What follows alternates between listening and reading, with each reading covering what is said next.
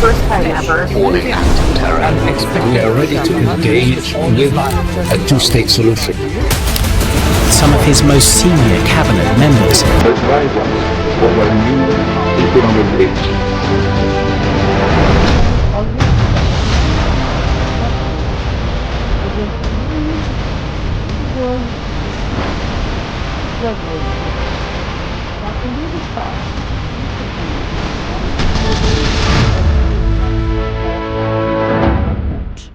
The supplies included food items, protein powder, water purifiers, hygiene kits, tents, blankets, medicines, and even generators.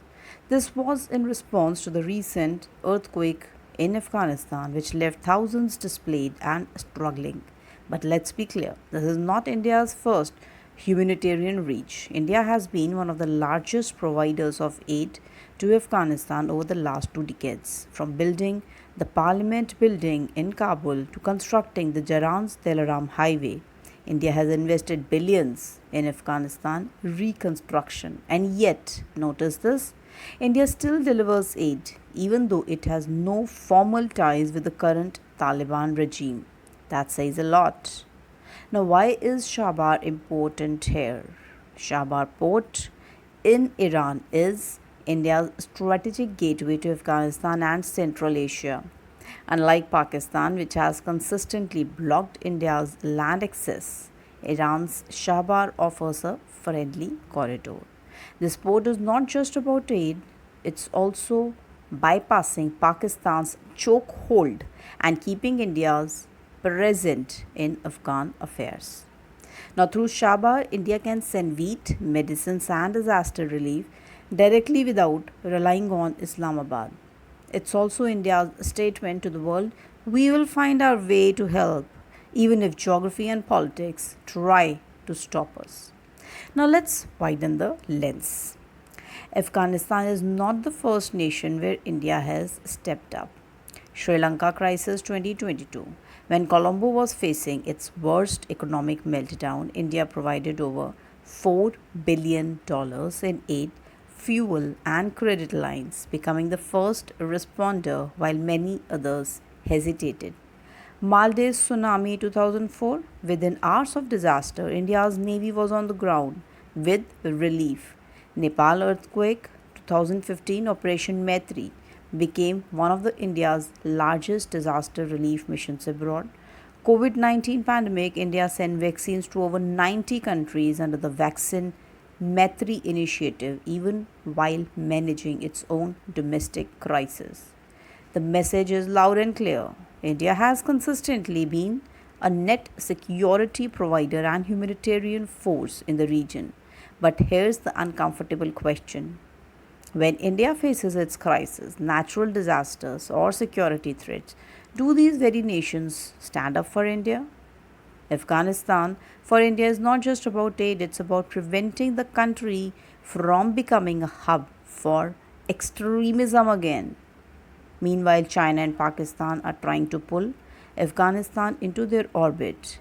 Beijing eyes Afghan minerals, while Islamabad seeks influence through the Taliban. India, however, is playing a different game, using humanitarian aid as strategic diplomacy, and is not just charity, it's soft power. It's built goodwill among the Afghan people, even if political recognition of the Taliban is off the table. At the same time, this reinforces India's image globally as a responsible actor, someone who contributes to peace and stability without seeking control. And this brings us back to the core question. India has sent wheat to Afghanistan when others looked away. It has kept Sri Lanka afloat during its bankruptcy. It has stood by Maldives, Bhutan, Nepal, even if African nations, with medical aid and infrastructure support. But in times of border clashes, terrorism, or economic shocks, how many countries have stood firmly for India? For example, during Kalban 2020, how many regional players spoke strongly in India's favor? During terror attacks in Kashmir, How many neighbors called out Pakistan directly? During COVID's second wave, India received aid, yes, but mostly after global criticism. So the real issue is not whether India helps others, it's whether others are willing to return this favor when New Delhi needs it most.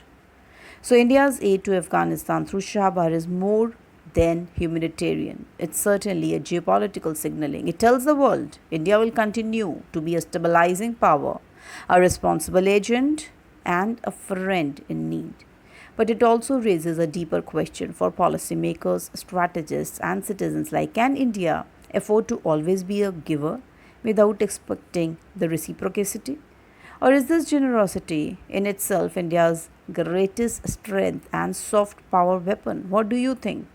Should India continue helping without conditions, or should it start demanding accountability and support in return? Drop your thoughts in the comment section. Let's open this debate. Jai Hind and Jai Bharat.